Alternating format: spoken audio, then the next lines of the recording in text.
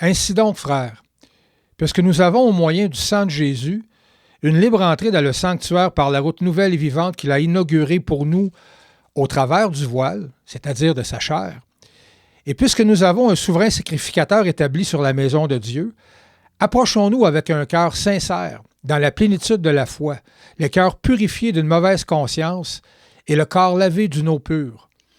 Retenons fermement la profession de notre espérance, car celui qui a fait la promesse est fidèle. Veillons les uns sur les autres pour nous exciter à la charité et aux bonnes œuvres.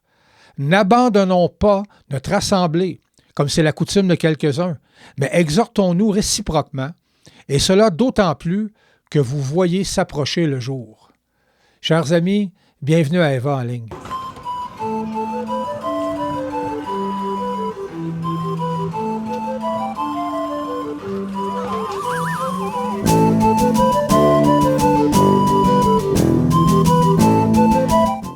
Chers amis, bonjour. On est aujourd'hui mercredi le 23 septembre et aujourd'hui, je vous fais une courte vidéo très spontanée dans le sens où je n'ai rien préparé par écrit.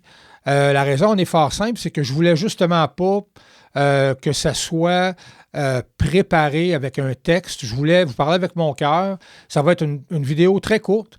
Et j'ai eu l'idée de cette vidéo-là dimanche en parlant avec Marc. Alors, évidemment, la plupart d'entre vous savez que dimanche qu'on vient de passer, donc c'était le 20, je pense, dimanche le 20 septembre, c'était notre première réunion depuis 6 mois. Alors, depuis la mi-mars, c'était la première fois qu'on avait l'occasion de se réunir au Centre Richard-Gingras. Et évidemment, on ne s'attendait pas à être une grosse gang. Hein. On savait que ce ne serait pas évident à la première réunion. On était, honnêtement, je ne sais même pas si on était une dizaine. Peut-être qu'on était une dizaine en tout. Il y en a probablement plusieurs d'entre vous qui avaient écouté le message sur Facebook. Et c'est justement là-dessus que je veux vous entretenir. Je viens de vous lire en début du petit message un passage d'Hébreux, Hébreux 10, où le dernier verset ou l'avant-dernier verset dit « N'abandonnez pas votre assemblée. Hein? » Et il y a eu beaucoup au cours des années de controverses par rapport à ce verset-là, parce qu'il y a différentes interprétations qui ont été utilisées pour prêcher ce verset-là. Alors, la petite mise au point que j'aimerais faire avant d'aller plus loin, c'est que moi, je n'utilise pas ce verset-là pour taper sur la tête de quiconque. D'ailleurs, au fil de mes études bibliques personnelles, j'ai appris que la traduction qui serait la plus juste, en fait, du grec, c'est-à-dire du grec au français, serait plutôt « N'abandonnez pas votre habitude de vous assembler ». Alors, quand tu lis tout simplement « N'abandonnez pas votre assemblée », il y en a qui l'ont interprété comme « Tu ne peux pas abandonner ton église locale hein? ». Et dans les milieux plus charismatiques où j'ai déjà été, ça allait même jusqu'à Dieu t'a amené à un endroit, il t'a amené dans cette église-là, c'est sa volonté, Dieu veut que tu sois là, donc tu ne peux pas abandonner ton église. Et évidemment, on s'entend que ce genre d'enseignement-là culpabilisait plein de monde. Il y avait des gens même qui étaient même plus à l'aise d'être là, puis ils ne se sentaient pas capables de quitter parce ils croyaient qu'ils allaient contre la volonté de Dieu. Alors, quand on comprend qu'il y a une autre interprétation, c'est-à-dire qu'il y a un autre sens à ça et qui semble plus juste avec le texte original. Donc, n'abandonnez pas votre coutume de vous assembler ou votre habitude de vous assembler. Là, ça vient de changer la perspective.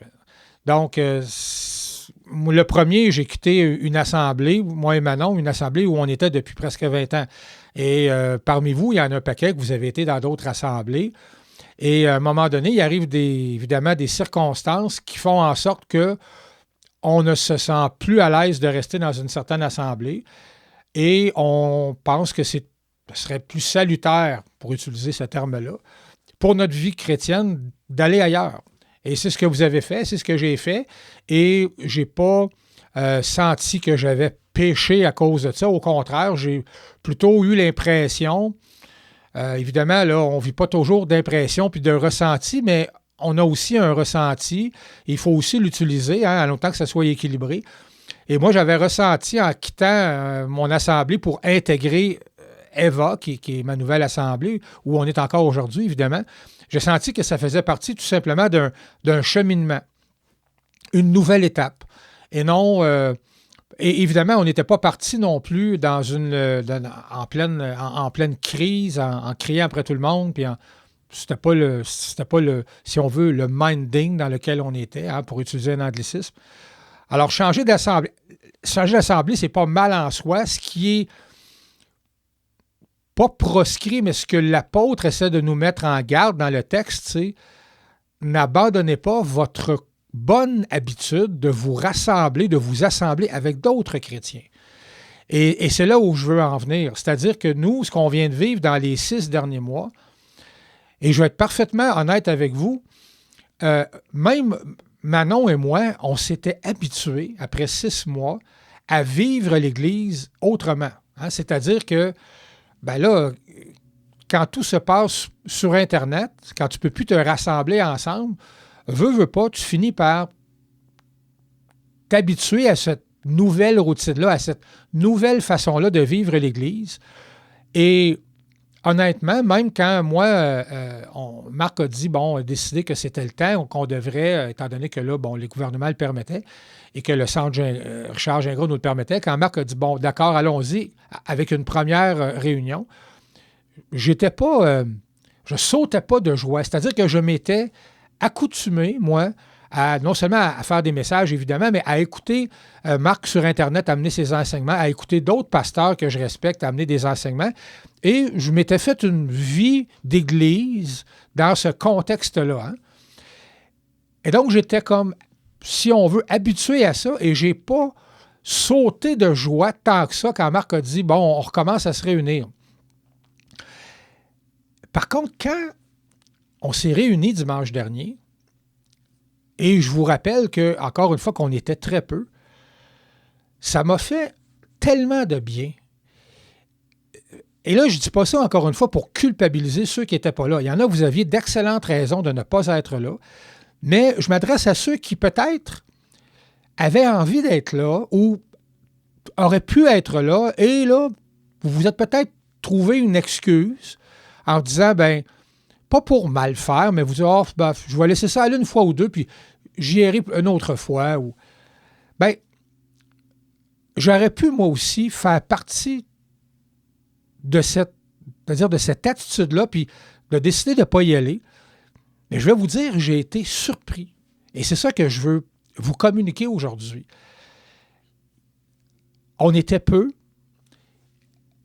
Et habituellement, moi, honnêtement, quand je vois qu'il y a beaucoup de monde qui manque aux assemblées, ça vient me chercher. Hein? Je suis parfaitement honnête avec vous. Moi, depuis que je vais à Eva, on n'est pas une grosse assemblée et à chaque fois qu'il y a un nombre important d'absents, si on veut, ça vient me chercher. Je me dis tout le temps, pourquoi est-ce que les gens ne viennent pas? Puis, il me semble que même si on n'est pas une grosse gang, au moins de constater que la plupart des habitués sont là, il me semble que ça nous donne un sentiment qu'on vit quelque chose de plus important en tant qu'Église, de plus complet en tant qu'Église.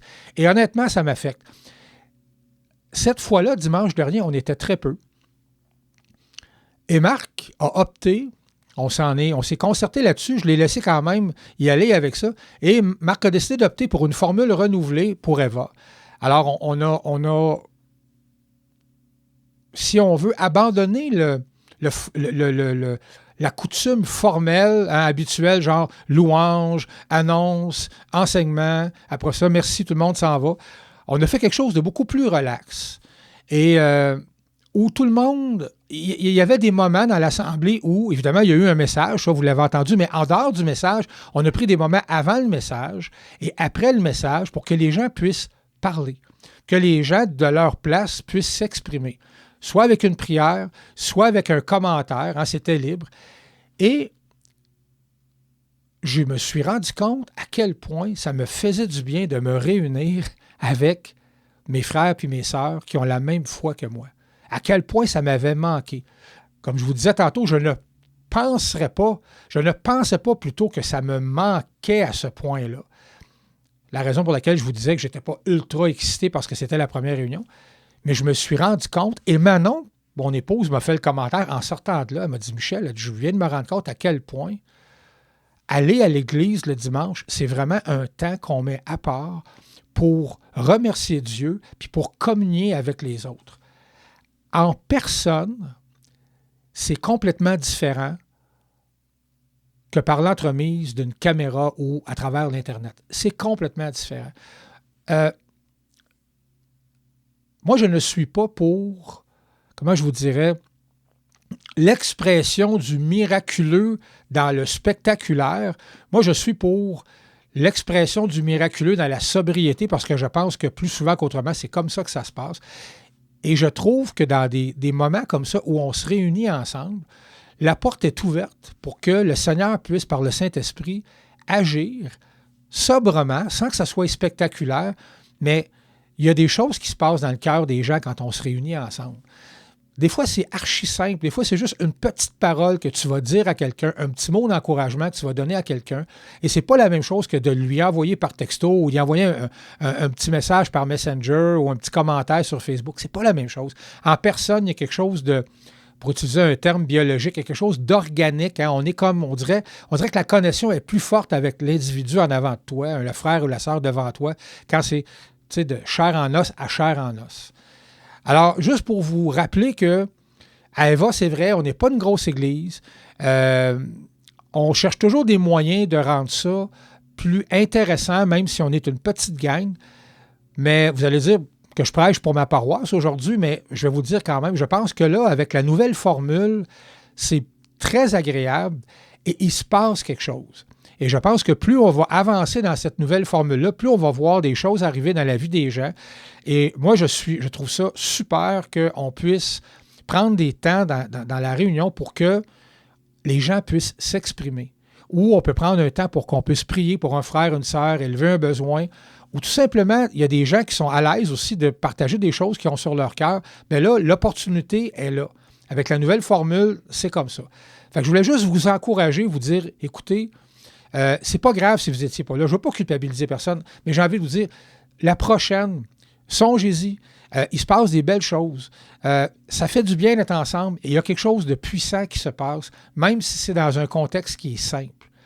Le Seigneur n'a pas toujours besoin de contexte spectaculaire avec des gros systèmes de son, des gros jeux de lumière. Et pas que je veux critiquer ça ce matin, c'est pas du tout mon intention. Il y a des églises qui évoluent dans d'autres contextes. Nous, c'est une autre chose. C'est tout petit et on peut se permettre justement, parce qu'on n'est pas un grand nombre, une formule qui est plus ouverte comme ça. Et moi, je pense qu'on a tous à gagner de participer dans ces petites formules-là. Fait que je vous invite, soyez là à la prochaine réunion. Vous allez voir, il y a vraiment quelque chose de le fun qui se passe. Et encore une fois, je vous dis ça avec mon cœur, simplement, les amis, ça fait du bien de se rencontrer, ça fait du bien. Là, c'est sûr qu'on ne peut pas se prendre les uns les autres dans nos bras, on ne peut pas s'embrasser à cause de la COVID, tout ça. Mais malgré ça, on est ensemble et il y a quelque chose de bon qui se passe dans ces moments-là. Alors, encore une fois, en vous quittant aujourd'hui, je vous dis merci de m'avoir écouté. Considérez ce que je viens de vous dire. Même dans la simplicité et dans la sobriété, il se passe des grandes choses avec le Seigneur. Merci et